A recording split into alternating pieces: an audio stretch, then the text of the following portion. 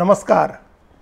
खालिस्तान समर्थक कट्टरपंथी उपदेशक अमृतपाल को लेकर के कई सवाल हैं, कई रहस्य हैं, कई ऐसे सवाल हैं जिनका जवाब उसकी गिरफ्तारी या सरेंडर जो भी कहें उसके बाद भी नहीं मिल पाया है और पता नहीं उन सवालों के जवाब मिल पाएंगे या नहीं। एक एक करके मैं आज उन सवालों की बात करूंगा और जो ये पूरा नाटक हुआ है, जो ये पूरा ड्रामा हुआ है अमृतपाल की गिरफ्तारी का या उसकी सरेंडर का, उसके बारे में बात करेंगे।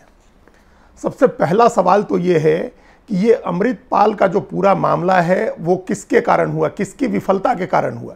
क्या पंजाब सरकार की विफलता थी, पंजाब पुलिस की विफलता थी, खुफिया एजेंसियों की विफलता थी, जिसमें राज्य और केंद्र दोनों की खुफिया एजेंसियां शामिल हैं।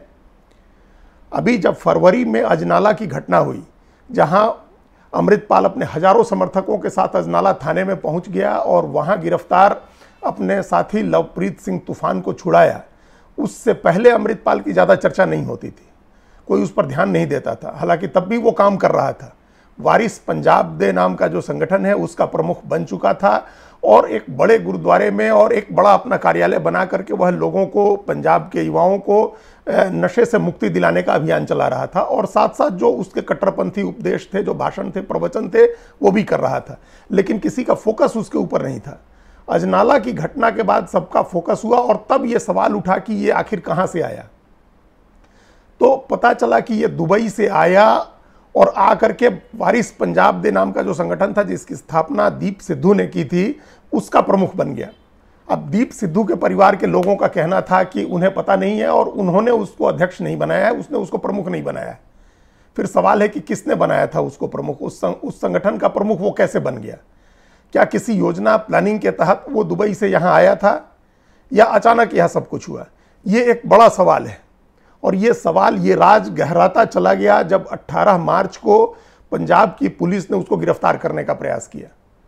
5 जिलों की पुलिस ने घेरेबंदी की, छापा मारा और इसके बावजूद वो पुलिस की नाक के नीचे से निकल गया। आखिर ऐसा कैसे हुआ? जब 5 जिलों की पुलिस ने घेराबंदी कर रखी थी, फिर किसने उसको सूचना दी, किसने उसको आगाह किया? या पुलिस की रणनीतिक गलती हुई? अब चाहे कारण जो भी रहा हो, लेकिन 18 मार्च को वो फरार हुआ और उसके बाद 36 दिन तक फरारी में रहा। इस बीच उसका वीडियो जारी हुआ, उसका ऑडियो जारी हुआ, उसके बारे में रोज खबरें आती रहीं कि वो कहाँ है, किस वेशभूषा में है, हरियाणा में है और वो उत्तराखंड जा सकता है या पंजाब के किस शहर में है। कई तरह की वीडियो, कई तरह के सीसीटीवी फुटेज उसके जारी हुए। एक तरह से उसको पंजाब की पुलिस ने जेम्स बॉन्ड टाइप का बना दिया और वो एकदम से नायक बन गया पंजाब के एक बड़े तबके के भीतर, जिसको लग रहा था कि वो बहुत अच्छा काम कर रहा है और उसके ऊपर अन्याय हो रहा है। बहुत अच्छा काम करने से मतलब है कि लोग ये मान रहे थे और एक बड़ा तबका है जो ये मानता है कि वो पंजाब के युवाओं को नशे की चंगुल से निकालने की कोशिश कर रहा था, उनको उनकी मदद कर रहा था। तो ये जो उसकी एक छवि बनी इन 36 दिनों में, वो हमेशा उसके साथ रहेगी, वो छवि समाप्त नहीं होने वाली है। उसने ये एस्टैब्लिश किया कि वो उसको पुलिस अरेस्ट नहीं कर सकती है। पंजाब की पुलिस हो, पंजाब की खुफिया एजेंसियां हो या भारत सरकार की खुफिया एजेंसियां हो, किसी को पता नहीं चला कि वो कहाँ है। वो जब जहां रहा वहां से उसके निकलने के बाद उसकी सीसीटीवी फुटेज आई। तो ये एक बड़ा रहस्य है। उस समय जब वो फरारी में था तब इस बात की चर्चा शुरू हुई और ये खुफिया एजेंसियों के सूत्रों के हवाले या पता नहीं किन सूत्रों के हवाले मीडिया में ये खबर आई कि वो आतंकवादियों के संपर्क में था, वो पाकिस्तानी खुफिया एजेंसी ISI के संपर्क में था, उसको जॉर्जिया भेजा गया था जहां से उसने ट्रेनिंग ली है और उसने अपनी फौज बना रहा था पंजाब में आकर के और इतने हथियार हो गए थे उसके पास। ये तमाम चीजें उसके फरारी के समय आई और पता नहीं कौन इन खबरों को प्लांट कर रहा था, किस खुफिया एजेंसी या किस पुलिस प्रशासनिक विभाग से ये खबरें प्लांट हो रही थी। जो भी ये कर रहा था, जो समझदार आदमी, उसको समझ ही नहीं थी कि ये सारी चीजें उसको हीरो बना रही हैं। वो सारी चीजें उसके प्लान के हिसाब से हो रही हैं। इसलिए भी संदेह होता है कि ये सारी चीजें उसके साथ जो हुई हैं वो अचानक हुई हैं या उसने प्लानिंग के तहत की है। अब आते हैं उसके सरेंडर पर, जिसको पुलिस कह रही है कि गिरफ्तारी हुई है और उसके समर्थक बता रहे हैं कि उसने सरेंडर किया है। पुलिस के दावे पर यकीन नहीं होने के कई कारण हैं। पुलिस के अपने ही दावों में इतने कंट्राडिक्शन है, इतने झोल हैं, जिससे लगता नहीं है कि पुलिस ने उसको गिरफ्तार किया है। उसने अपनी मर्जी की जगह पर पहुंचा वो पहले। अब कोई बताए, कोई किसको जानकारी हो तो बताए कि वो अमृतपाल सिंह मोगा कैसे पहुंचा, मोगा के रोडे गांव कैसे पहुंचा। रोडे गांव खालिस्तान आंदोलन का चेहरा रहे, खालिस्तान आंदोलन का प्रतीक रहे, जर्नैल सिंह भिंडरावाले का गांव है। और उस गांव से इसने अपनी यात्रा शुरू की है अमृतपाल ने। वो हमेशा कहता रहा है कि ये गांव उसके लिए तीर्थ की तरह है, और उस गांव से उसने यात्रा शुरू की है अपनी। और अभी भी जब उसको पकड़ा गया है तब उसने कहा है कि ये गिरफ्तारी अंत नहीं है बल्कि शुरुआत है। तो किस चीज की शुरुआत है, ये एक अलग सवाल है जिसका जवाब तलाशना होगा। लेकिन बड़ा सवाल है कि वो रोडे गांव कैसे पहुंचा। पुलिस को या खुफिया एजेंसियों को इस बात की भनक क्यों नहीं लगी, जो 24 घंटे उसकी निगरानी कर रहे हैं, मतलब नजर रख रहे हैं चारों तरफ, उनको कैसे पता नहीं चला कि उसकी क्या मूवमेंट है। और ये सबको पता था कि उसने अपना कर्म क्षेत्र बनाया हुआ है रोडे गांव को, तो क्या 24 घंटे रोडे गांव की निगरानी नहीं होनी चाहिए थी?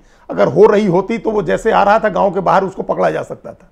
लेकिन जाहिर है या तो निगरानी नहीं हो रही थी या उसमें ऐसी चूक हुई कि वो गांव पहुंच गया। और उसके गांव पहुंचने के बाद बताया जा रहा है कि उसके समर्थकों ने पुलिस के साथ बाजाबता बार्गेनिंग की कि किस समय किस तरह से उसको पकड़ा जाएगा। अगर ऐसा नहीं होता तो जो मुख्यमंत्री भगवंत मान ने कहा है कि वो सारी रात जगे रहे थे, उसकी गिरफ्तारी से पहले पूरी रात जगे रहे थे मुख्यमंत्री। इसका मतलब कि पूरी रात के पहले उनको पता चल गया था कि किस जगह पर है अमृतपाल और उसको पकड़ना है।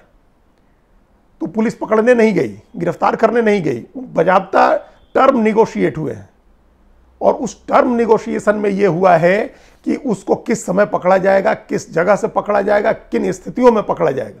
उसने अपनी पसंद के कपड़े पहने, जो कपड़ा जो सिख उपदेशक पहनते हैं उस तरह के कपड़े पहने उसने। पूरी फरारी के दौरान आप देख लीजिए जिस तरह के वो कपड़े पहना रहता था उससे अलग उसने चोगा पहना, और उस वेशभूषा में उसने अपने को गिरफ्तार कराया। वो सुबह 6 बजे मोगा के उस गुरुद्वारे में बैठ करके प्रवचन दे रहा था, और उस प्रवचन के बाद उसको गिरफ्तार किया गया उसके संतों वाली वेशभूषा में। उसको उसकी शर्तों के हिसाब से, उसके बताए समय के हिसाब से और उसकी बताई जगह के हिसाब से गिरफ्तार किया गया। अब सोचिए ये कितनी बड़ी विफलता है कि अब पुलिस, खुफिया एजेंसियों, सुरक्षा एजेंसियों की ये जानकारी नहीं है कि इस तरह की घटनाओं में, इस तरह के संवेदनशील मामलों में जो ऑप्टिक्स बनता है, जो तस्वीर आती है, जो वीडियो बनता है, उसका कितना बड़ा प्रतीकात्मक महत्व होता है।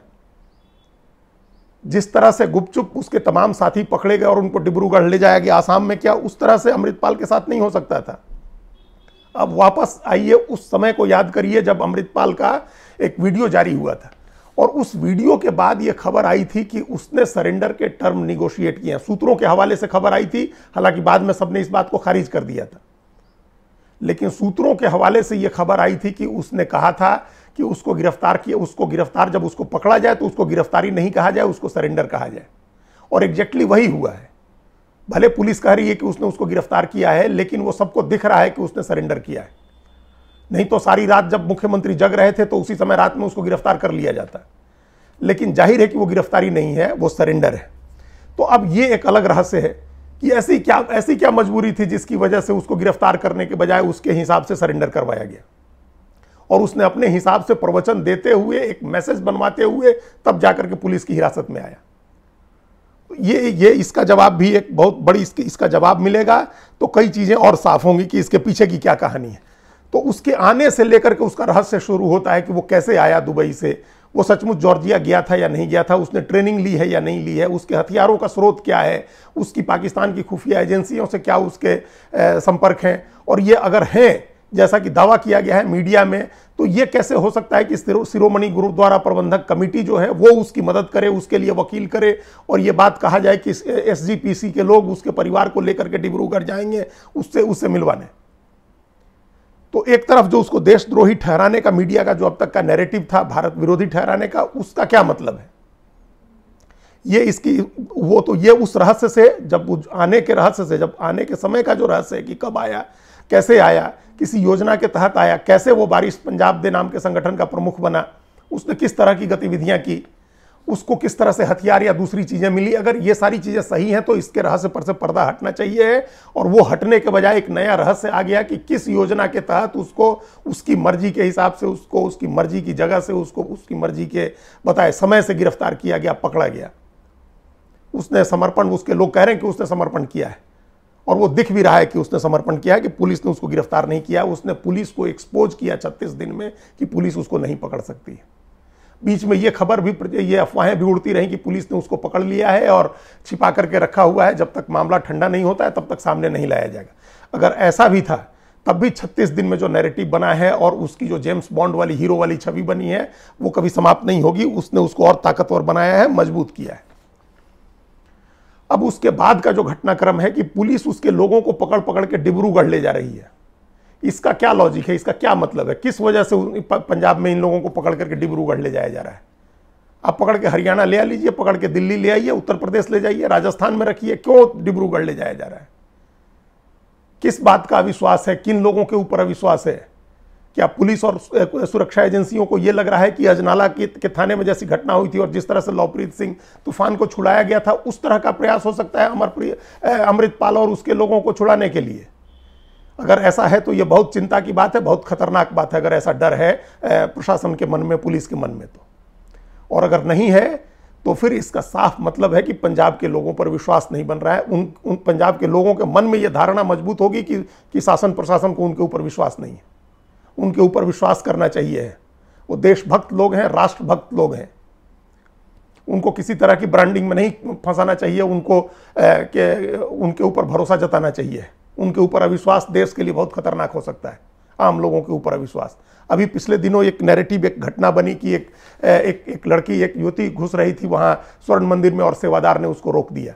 और ये कहा गया, और कई ऐसे ट्विटर हैंडल से ट्वीट हुआ जो सत्तारूढ़ दल के समर्थक लोगों का है या उन्हीं का है, और ये कहा गया कि उस लड़की ने अपने चेहरे पर तिरंगा झंडा बना रखा था और इस वजह से उसको नहीं घुसने दिया, और सेवादार ने कहा कि ये पंजाब है, भारत नहीं है। अब उसके कारण चाहे जो रहे हों, उस तिरंगा झंडा में वो चक्र का निशान नहीं था, इसके बावजूद सारे तीनों रंग थे राष्ट्रीय झंडे के, इसलिए ये मानना चाहिए कि उस वजह से उसको रोका गया। और ये कहते हुए तो सबने सुना कि पंजाब नहीं है, ये पंजाब है, भारत नहीं है। तो हो सकता है, और हो सकता नहीं, मैं इस बात की गारंटी है कि पूरे पंजाब के अधिकतर लोगों के मन में ये धारणा नहीं है पंजाब और भारत की कि अलग अलग हैं ये दोनों। लेकिन अगर कुछ लोगों के मन में भी ये भाव बैठ रहा है तो वो दूर करना चाहिए, और वो दूर तब होगा जब आप भरोसा करेंगे उनके ऊपर। उस तरह की धारणा का बनना बहुत खतरनाक है। लेकिन उसी का कंट्रास्ट, और उस घटना के 2 दिन के बाद ही जो कंट्रास्ट हुआ वो देखिए, वो कैसा कंट्रास्ट था कि जम्मू कश्मीर में आतंकवादी हमले में 5 जवान, सेना के 5 जवान मारे गए, और उसमें से 4 लोगों का ताबूत एक साथ पंजाब के अलग अलग गांवों में पहुंचा। यह कंट्रास्ट है। एक तरफ आप कह रहे हैं कि वो लोग देश नहीं मानते हैं अपना, और उसी जगह 5 अलग अलग गांवों में जम्मू कश्मीर के 4 शहीद जवानों के शव पहुंचे, उनका ताबूत पहुंचा। उनको सैल्यूट करिए इस बात के लिए। उनकी देशभक्ति पर सवाल उठाने से पहले उनके ऊपर भरोसा करना सीखना चाहिए। तो इसलिए डिब्रूगढ़ ले जाना बहुत खराब रणनीति है, जिसने भी यह रणनीति बनाई है। एक तरफ तो अभी बेंगलोर में एक कार्यक्रम में केंद्रीय गृह मंत्री अमित शाह ने कहा, उन्होंने तारीफ की पंजाब के भगवंत मान सरकार की, और कहा कि बहुत अच्छा काम किया है अमृतपाल के मामले में। ये अमृतपाल की गिरफ्तारी से 1 दिन पहले की बात है। और उन्होंने जोर देकर के कहा कि पंजाब में खालिस्तान की कोई लहर नहीं है। हम सब देशवासी ये मानते हैं कि कोई लहर नहीं है खालिस्तान की पंजाब में। फिर क्यों सरकार वहां से जिन लोगों को गिरफ्तार कर रही है, 8 लोगों या 9 लोगों को गिरफ्तार करके जिनके ऊपर रासुका लगाया गया, उनको डिब्रूगढ़ ले जाया जा रहा है? या तो कुछ ना कुछ गड़बड़ है, कहीं ना कहीं गड़बड़ है। आप या तो पुलिस प्रशासन को लग रहा है कि कोई गड़बड़ी है, या फिर उन पर भरोसा नहीं किया जा रहा है। लंबे समय में ये चीज भी भारत के लिए अच्छी नहीं होगी। तो ये तमाम सवाल हैं जो अमृतपाल के आने से लेकर के और उसकी गिरफ्तारी तक, उसके फरारी के 36 दिनों की कहानियों को लेकर के ये सवाल उपजे हैं, जिनका जवाब पंजाब पुलिस को देना चाहिए, खुफिया एजेंसियों को देना चाहिए, और जहां जरूरत हो वहां भारत सरकार को भी देना चाहिए, क्योंकि ये राष्ट्रीय सुरक्षा से जुड़ा मामला है, बहुत संवेदनशील मामला है। इस बात को समझना चाहिए। एक युवती को स्वर्ण मंदिर में रोके जाने से लेकर के 5 जवानों का के 100, 4 जवानों के 100 पंजाब पहुंचने के बीच का जो घटनाक्रम है, उसको देखते हुए समझना चाहिए कि ये कितना संवेदनशील मामला है और कितना कॉम्प्लेक्स मामला है। इसको बहुत सावधानी से हैंडल किए जाने की जरूरत है। धन्यवाद।